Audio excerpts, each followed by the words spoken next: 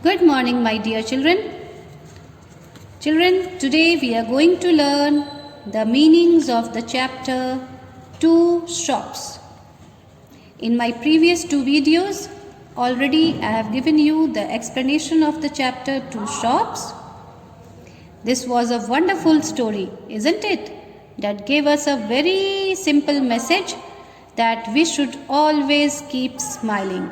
Whatever is the condition prevailing around you, you should always smile, because ups and downs comes in everybody's life.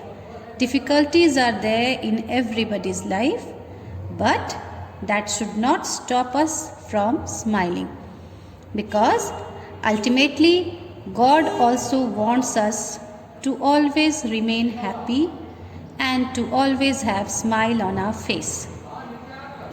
Children, as you have been doing till date, you have always seen that below the heading of the chapter there are few words which are given inside the box. You can see in this chapter also on page number 86, just below the heading of the chapter where Two Shops has been written, just below that you see there are few words which are written inside the box.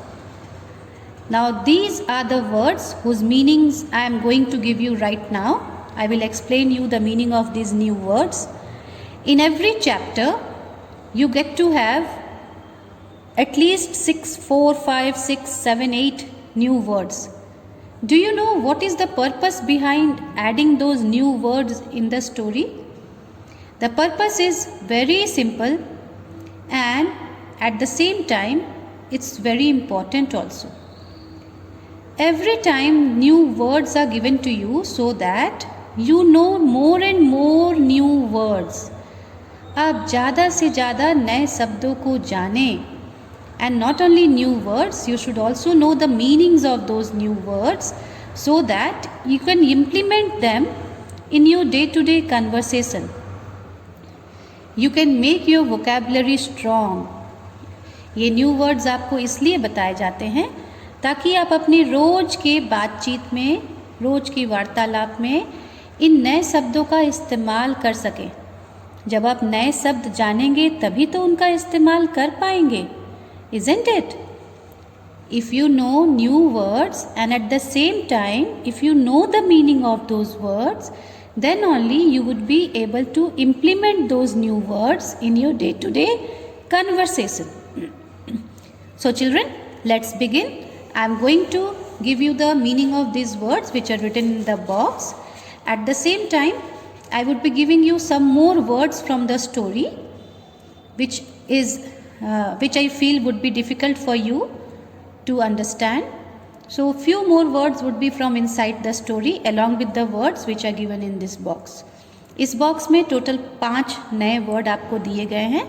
Smiling, shopkeeper, people, frowning, understands. इन 5 words के अलावा chapter के अंदर से भी मैंने कुछ words दिए हैं जिनका मीनिंग मुझे लगा कि आपको मालूम होना चाहिए. Along with the meanings, I would be framing some sentences also from these words so that you can come to know how to use those words in the sentences. So take out your copy. On the left hand side, write classwork and date. Then write the chapter number. You will write this in a fresh page. एक बिल्कुल नया page लेंगे क्योंकि नया chapter start हो रहा है. So you will write chapter number, that is chapter 22.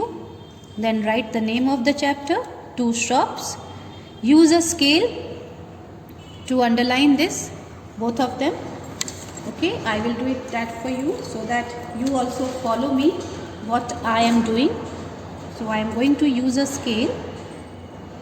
You would also do the same thing. Use a scale to underline chapter 22 and Two Shops. Okay. Now, write down the meaning.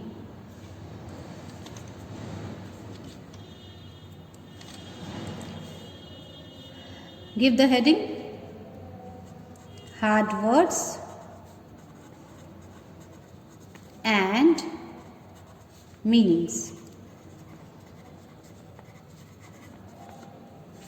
Again, you will hold a scale in your hand and draw lines. Write down the first word. The first word, all these words the first 5 words are from the inside the box that is given in the chapter. So first word is smiling. S-M-I-L-I-N-G. The first word is smiling. What is the meaning of smiling? To make a smile appear. To make a smile appear on your face. जब आपके चेहरे पर एक मुस्कान आ जाए उसे smiling कहते हैं. The girl with a smiling face was wearing pink frock. वो लड़की जिसका चेहरा मुस्कुराता हुआ चेहरा था उसने पिंक फ्रॉक पहन रखा था.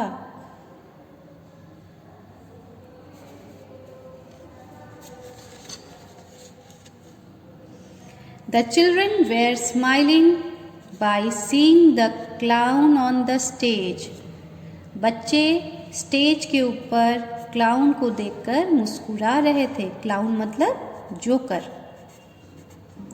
Shopkeeper. Now what is the meaning of shopkeeper? A person who owns or manages a shop. वो आदमी जिसका दुकान होता है या जो दुकान चलाता है उसे शॉपकीपर कहते हैं. A person who owns. Owns means होना. One who is the owner. Okay, owner मतलब मालिक. वह व्यक्ति जिस दुकान का वो मालिक होता है या फिर वो दुकान को चलाता है. तो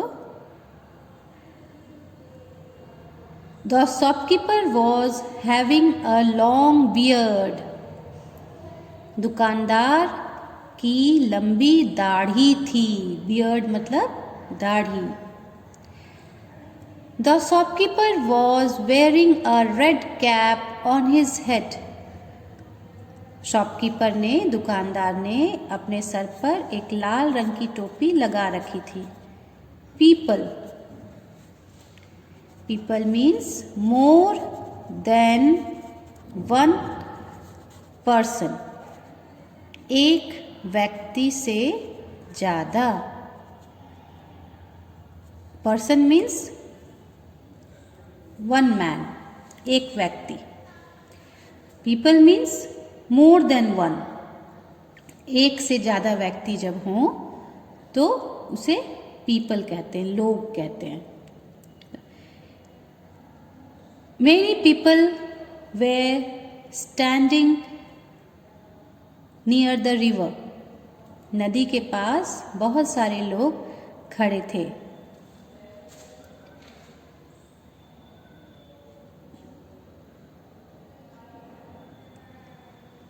People were shouting slogans outside the government office. लोग स्लोगन मतलब नारे लगा रहे थे सरकारी दफ्तर के आगे. ये आपने कई बार न्यूज़ में भी देखा होगा ना, जब लोग अपनी डिमांड को पूरी करवाना चाहते हैं गवर्नमेंट से, सरकार से, तो वो नारे लगाते हैं. So the people were shouting slogans outside the government office. Next word is frowning. Now what is the meaning of frowning? To show you are angry. To show you are angry by making lines appear on your forehead. जब आपकी लिलाट पर, लिलाट मतलब forehead, आपके sir और नाक के बीच का हिस्सा, उसे फोरहेड कहते हैं। जब आपकी लिलाट पर सिलवट आ जाए, लाइनिंग आ जाए, और वो इसलिए आए क्योंकि आप गुस्से में हैं, आप बहुत you are angry, you are not in a nice mood. So at that time when lining comes on your forehead, this shows that you are frowning. People do not like to talk with a frowning man. लोग frowning man से बात करना नहीं चाहते हैं। मतलब जो हमेशा एंग्री मूड में रहता है, हमेशा गुस्से में रहता हो, लोग उससे बात करना नहीं चाहते हैं।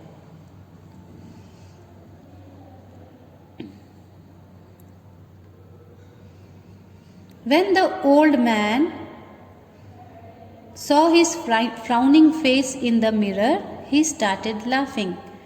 जब एक बूढ़े व्यक्ति ने अपना फ्राउनिंग चेहरा मिरर में देखा तो वो हंसने लगा। ये तो शॉपकीपर की ही तरह सेंटेंस मैंने बनाया है। Then next word is understand. To know और रियलाइज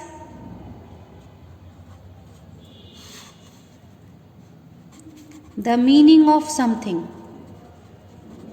जब आप किसी चीज का मतलब समझते हैं या महसूस करते हैं तो उसे अंडरस्टैंड कहते हैं। My father made me understand all the word problems of chapter multiplication. मेरे पापा ने मुझे मल्टीप्लिकेशन चैप्टर के सारे वर्ड प्रॉब्लम समझा दिए।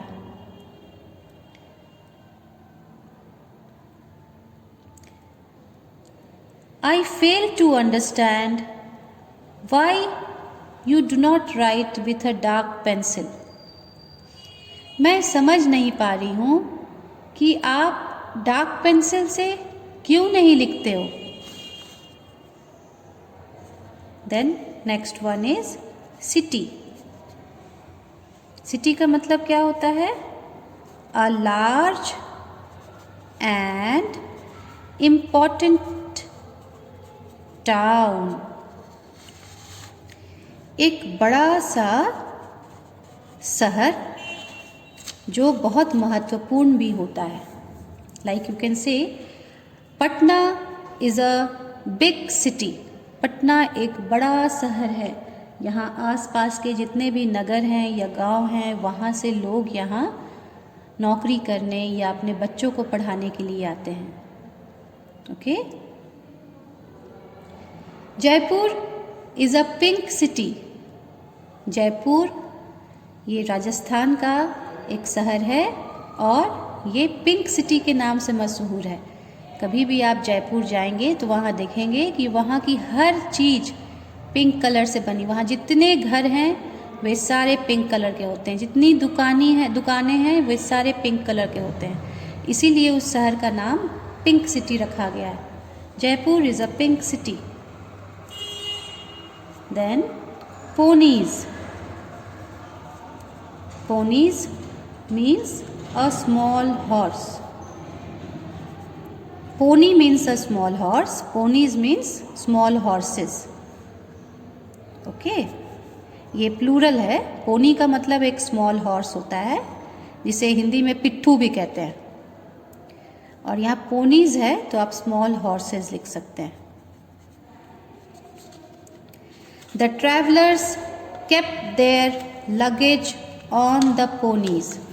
जो यात्री थे उन्होंने अपना सारा लगेज, अपने सारे बैग्स पोनीज के ऊपर रख दिए। The ponies were taking rest under the tree. Ponies पेड़ के नीचे आराम कर रहे थे। And the next word is this would be number 8. So next word is mirror. Now what is the meaning of mirror? Mirror is looking glass. आप जिस glass में, जिस कांच के टुकड़े में या जिस कांच में अपना चेहरा देखते हैं उसे मिरर कहते हैं. Okay. The beautiful girl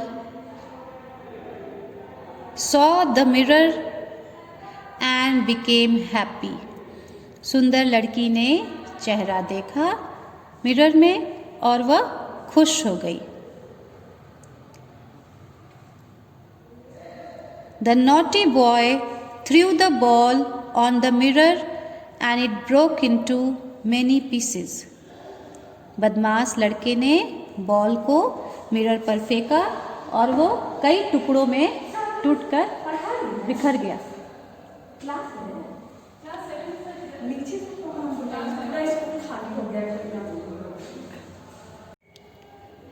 The mirror is looking glass. That means the piece of glass in which you look your face, that is called mirror. आप सब सुबह में नहाकर फ्रेश होकर जब कपड़े पहनने के बाद मिरर के सामने खड़े होते हैं ना देखने के लिए कि आप कैसे लग रहे हैं. Then you comb your hair, you put cream on your face. So mirror is looking glass in which you see your face. Radha dressed herself by looking in the mirror. Radha ने खुद को ड्रेसअप किया mirror में देखते हुए.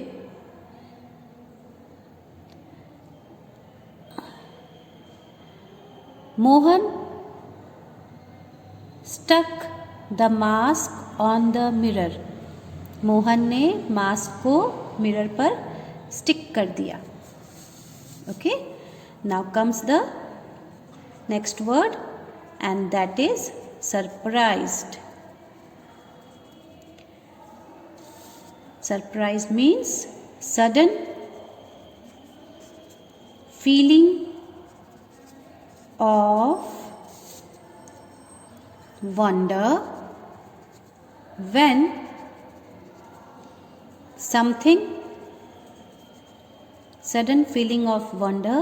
when something unexpected happens. Something which you are not expecting, if that happens, then that is what is called surprised. जब आप उस चीज़ की कल्पना भी नहीं कर रहे हैं जो आपके साथ हुआ या जो आपने देखा, उसे सरप्राइज्ड कहते हैं. For example, I was surprised when my father gave me a bicycle on my birthday. मैं सरप्राइज रह गया जब मेरे पापा ने मुझे बर्थडे में बाईसाइकिल दिया. Because that was unexpected for you. You were not expecting that. आपको पता भी नहीं था. पापा ने अचानक आपको वह सरप्राइज में दे दिया. ओके.